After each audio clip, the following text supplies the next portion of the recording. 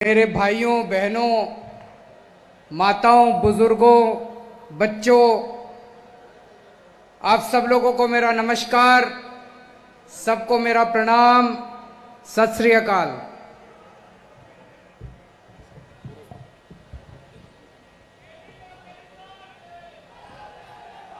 मैं देख रहा हूं दूर दूर तक जहां भी नजर जा रही है इतने लोग आज आए हुए हैं। पूरे पंजाब से लोग आए हुए हैं, इतनी भारी संख्या में लोग आए हुए हैं। आप सब लोगों को मैं सल्यूट करता हूं, आप सब लोगों को मैं धन्यवाद करता हूं कि आप इतनी दूर से चल के इतना समय निकाल के आए, उसके लिए बहुत बहुत शुक्रिया। आज मैं आपके बीच में पंजाब के किसानों को सल्यूट करने के लिए आया हूं दिल्ली से। जिस तरह से केंद्र सरकार ने 3 काले कानून पास किए, मोदी सरकार ने 3 काले कानून पास किए, सबसे पहले उसके खिलाफ विरोध में आवाज निकली, पंजाब से आवाज निकली। सबसे पहले पंजाब के किसानों ने उन तीनों कानूनों की खिलाफत करनी चालू करी। पंजाब के अंदर सबसे पहले आंदोलन उठा और वो आंदोलन दिल्ली पहुंचा। जो आग पंजाब के अंदर आप लोगों ने लगाई, आज वो पूरे देश के अंदर आग लग रही है। सारे देश के किसान आज खड़े हो गए आप लोगों के साथ।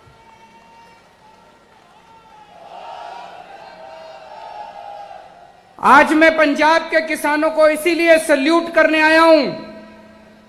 पंजाब वीरों की धरती है। ये आज नहीं, सदियों से जब अन्याय हुआ देश के ऊपर या पंजाब के ऊपर, पंजाब के लोगों ने उसमें लीडरशिप ली है। और इस बार भी तीनों कानूनों के खिलाफ पंजाब के किसानों ने लीडरशिप ली है।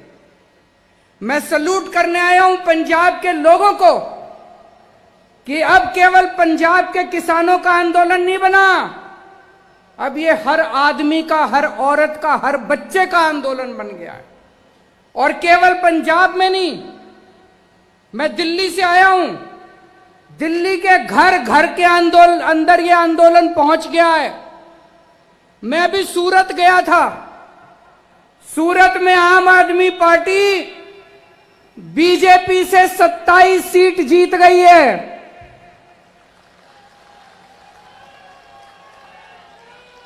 बीजेपी के गढ़ के अंदर, गुजरात बीजेपी का गढ़ माना जाता है, सूरत में आम आदमी पार्टी पहली बार चुनाव लड़ी और पहली बार में सूरत के अंदर कांग्रेस की 0, आम आदमी पार्टी की 27 सीट आई हैं।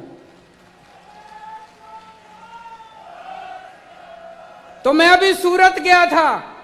सूरत के लोगों ने मेरे को कहा कि सर, अगर आप पंजाब जाओ तो पंजाब के लोगों ने को बोल देना पूरे गुजरात के किसान उनके साथ हैं। दिल्ली आपके साथ है, गुजरात आपके साथ है। थोड़े दिन पहले मेरी ममता बनर्जी से बात हुई। उन्होंने मेरे को कहा कि वेस्ट बंगाल के सारे किसान आपके साथ हैं।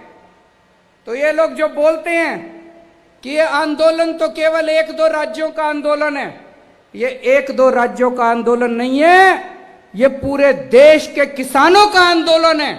और ये केवल देश के किसानों का आंदोलन नहीं है, ये हर भारतवासी का आंदोलन है, ये हर देशभक्त का आंदोलन है, इस देश के रहने वाले बच्चे बच्चे का आंदोलन है। इसके लिए मैं आज पंजाब के लोगों का धन्यवाद करने आया हूं कि आप लोगों ने इसको शुरू किया। शुरू से मैं इस आंदोलन में, मैंने केवल समर्थन नहीं किया, इस आंदोलन का हिस्सा बनके मैंने इस आंदोलन के अंदर भाग लिया। और आज उसको मेरे को हर्जाना, ये हमें परेशान कर रही है मोदी सरकार, खूब परेशान कर रही है। अब ये हमारी सारी पावर छीनने का कानून लेके आए हैं संसद के अंदर।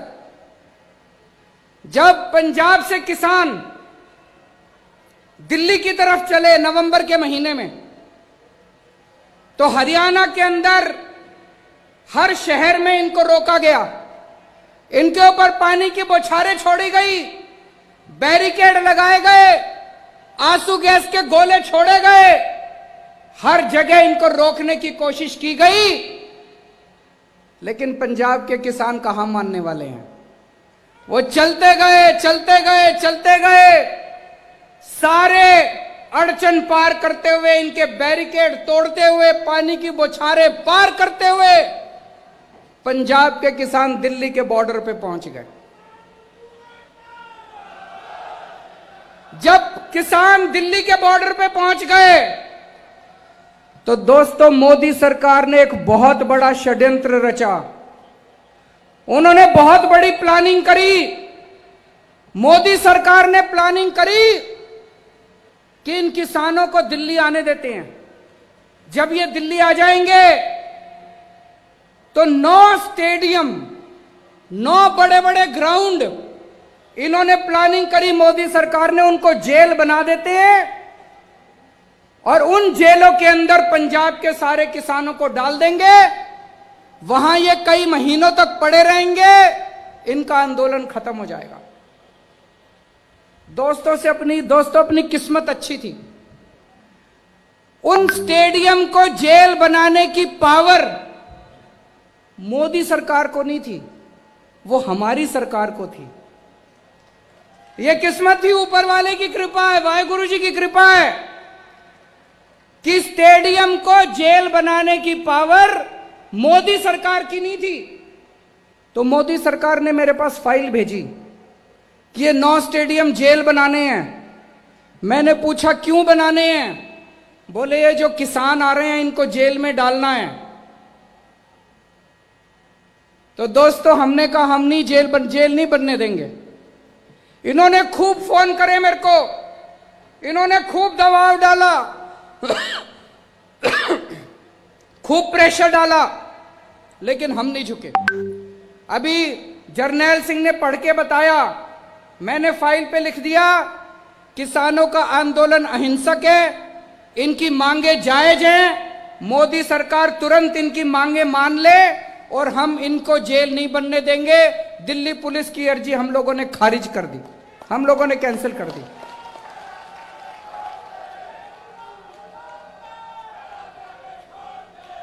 ये इतना गुस्सा हो गए, इतना गुस्सा हो गए मेरे से, मोदी सरकार खूब नाराज हो गई और उसी का नतीजा है पिछले हफ्ते संसद के अंदर मोदी सरकार कानून लेके आई है कि दिल्ली के अंदर अब से सारी पावर केजरीवाल की नहीं होगी। दिल्ली के अंदर अब से सारी पावर मुख्यमंत्री की नहीं होगी, सारी पावर गवर्नर की होगी, एलजी की होगी। सारे निर्णय एलजी लेगा। वो हमारी सारी पावर छीनना चाहते हैं। उनको लगता है अगली बार जब जेल बनानी पड़ी तो फाइल फिर मुख्यमंत्री के पास नहीं एलजी के पास जाएगी। पर दोस्तों चिंता मत करना, आपका बड़ा भाई, आपका बेटा, मैं वहां पे लड़ रहा हूं इन लोगों से, 6 साल से लड़ रहा हूं। मेरे को पता है इनसे कैसे लड़ना है। इनको कभी किसी हालत में किसानों के खिलाफ कोई एक्शन नहीं लेने देंगे। जब तक दिल्ली में मैं हूं, आप किसी बात की चिंता मत करना।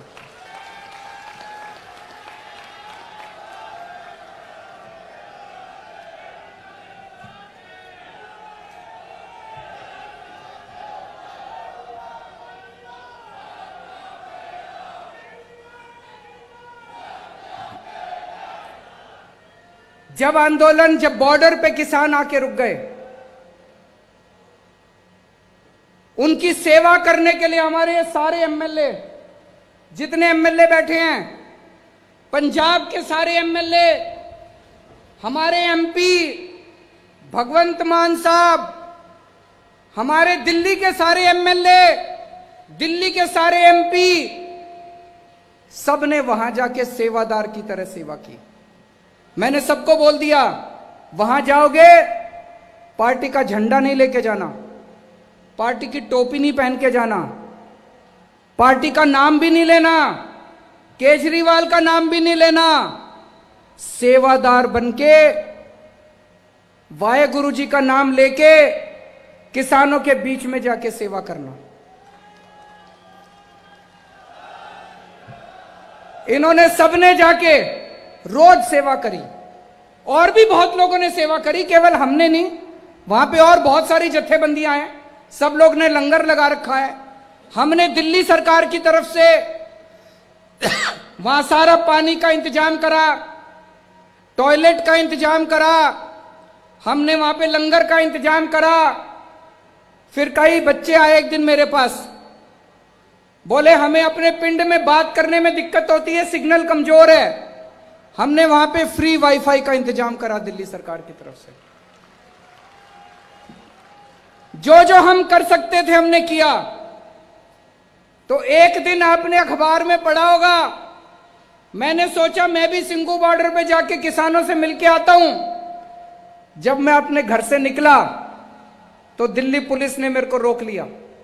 दिल्ली पुलिस मेरे अंडर में नहीं आती, दिल्ली के मुख्यमंत्री के अंडर में नहीं आती। मेरे को मेरे घर के अंदर नजरबंद कर दिया, मेरे को 24 घंटे घर से नहीं निकलने दिया, ताकि मैं सिंघू बॉर्डर पे जाके किसानों से ना मिल सकूं। लेकिन दोस्तों, मुझे कोई परवाह नहीं है, ये जो मर्जी अत्याचार करें, आप लोगों का लड़ाई, आप लोगों की लड़ाई जायज है, आपकी मांगे जायज हैं, आप सच्चाई के रास्ते पे चल रहे हो, अंत पंत में जीत अपनी होगी।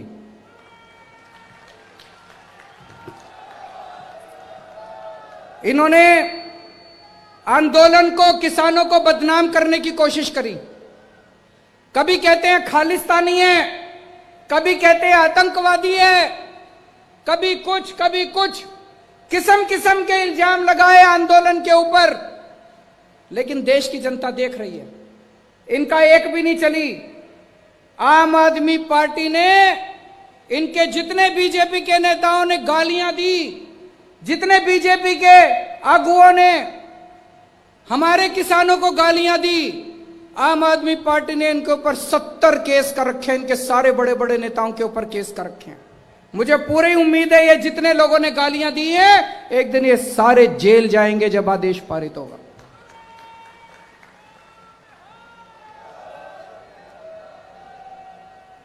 दोस्तों, 70 साल से इस देश के अंदर किसानों के साथ अन्याय हो रहा है, किसानों के साथ ज्यादती हो रही है।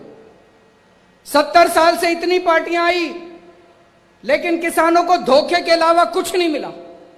कभी कोई पार्टी आती है, कहती है हम नौकरी देंगे, कोई नौकरी नहीं देता। कभी कोई पार्टी आती है, कहती है हम कर्जा माफ करेंगे, कोई कर्जा माफ नहीं करता। लेकिन दोस्तों, ये तीनों कानून जो हैं, ये तीनों कानून ऐसे हैं कि अगर ये लागू हो गए तो किसानों का कुछ नहीं बचेगा, ना उनकी जमीन बचेगी, ना उनकी खेती बचेगी। ये खेती उठा के बड़े बड़े पूंजीपतियों को, इनके जो दोस्त है, 3-4 दोस्त है, उनको उठाने की पूरी तरह इन्होंने तैयारी कर रखी है। आज से 4 साल पहले जब पंजाब में चुनाव हुआ था, तो कैप्टन साहब ने भी बड़े बड़े वादे किए थे कि नहीं किए थे? कैप्टन साहब ने कहा था स्मार्टफोन दूंगा, जिस जिसको स्मार्टफोन मिल गया जरा हाथ खड़ा करके दिखा दो, अपना फोन दिखा दो। कैप्टन साहब ने जिस जिसको स्मार्टफोन दिया है, किसी को नहीं मिला।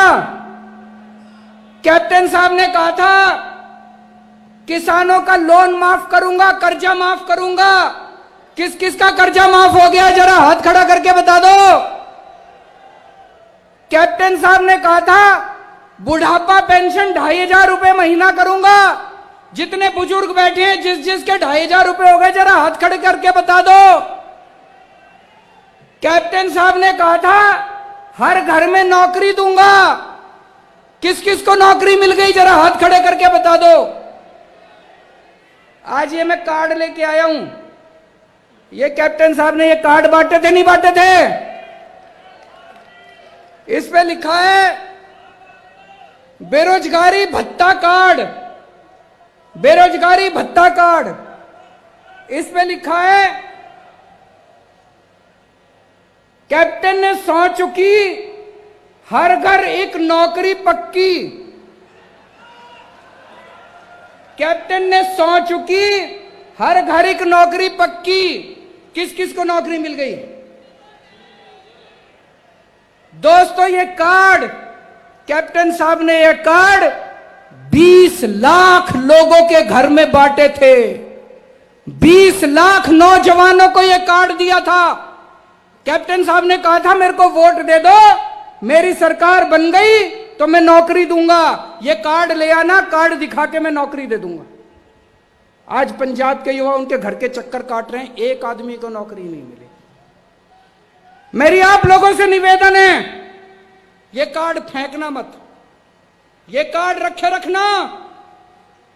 रोज सवेरे उठ के इस कार्ड को निकाल के देखना, यह आपको याद दिलाएगा कि आज से 4 साल पहले एक आदमी आपको धोखा देके वोट देके चला गया।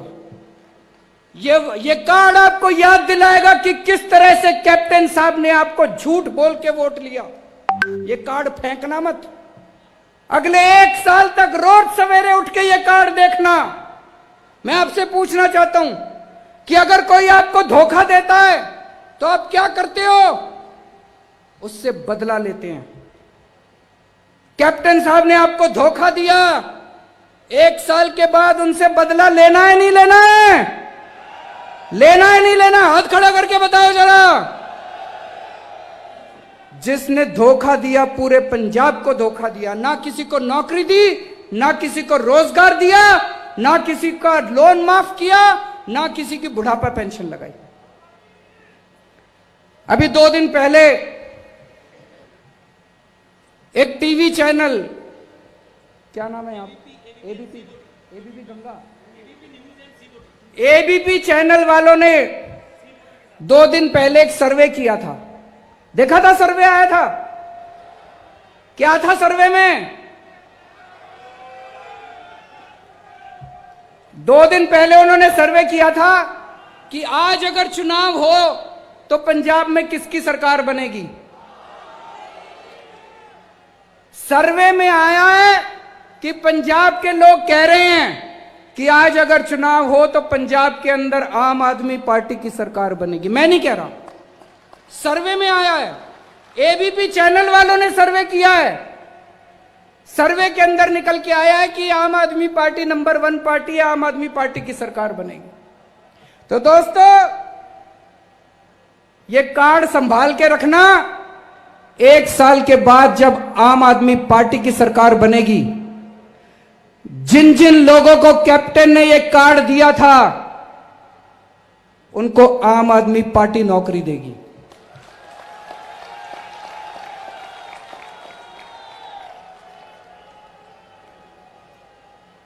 जिन जिन लोगों को कैप्टन ने यह कार्ड दिया था, जब तक नौकरी नहीं मिल जाती तब तक आम आदमी पार्टी की सरकार आपको बेरोजगारी भत्ता देगी।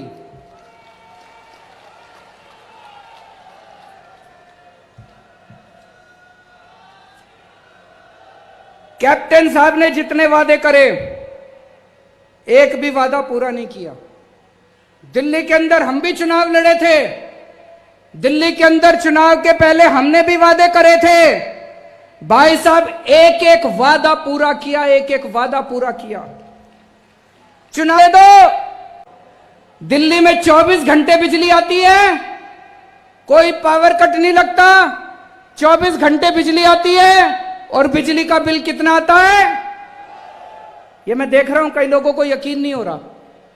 मैं देख रहा हूं कई लोगों के चेहरे फक पड़े हैं अभी, उनको समझ नहीं आ रहा रे ऐसे कैसे हो सकता है, बिजली का बिल 0 कैसे आ सकता है।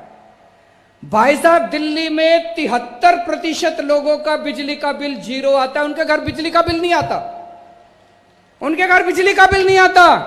24 घंटे बिजली आती है, चमत्कार है ये।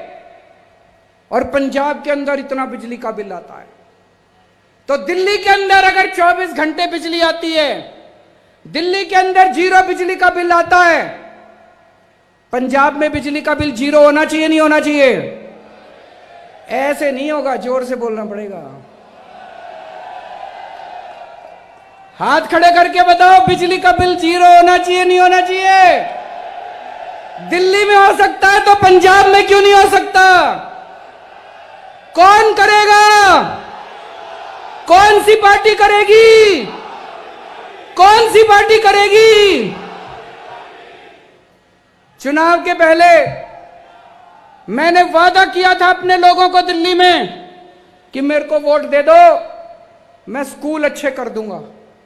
आज दिल्ली के सरकारी स्कूल इतने शानदार हो गए, इतने शानदार हो गए। हमारे गरीबों के बच्चे इतने शानदार स्कूलों में पढ़ते हैं। आज हमारे गरीबों के बच्चे डॉक्टर बन रहे हैं, इंजीनियर बन रहे हैं, एडवोकेट बन रहे हैं। मैं आपसे पूछना चाहता हूं, पंजाब के स्कूल अच्छे होने चाहिए, नहीं होने चाहिए? कौन सी पार्टी करेगी? कौन सी पार्टी करेगी?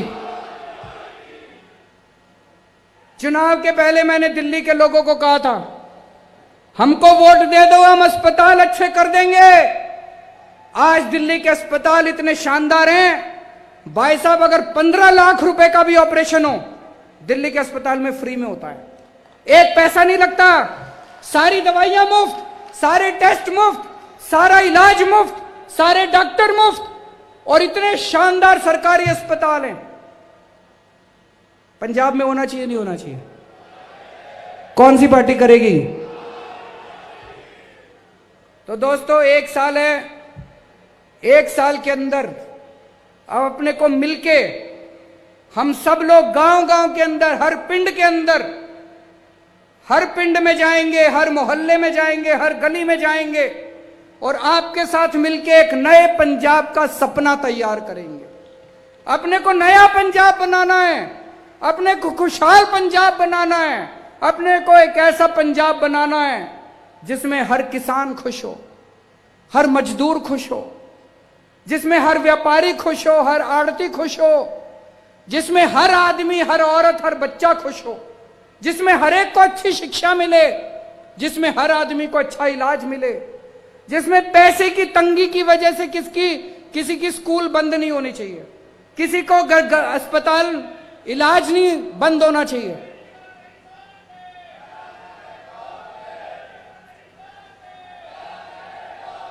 तो हम सब लोगों को मिलकर एक ऐसा पंजाब बनाना है।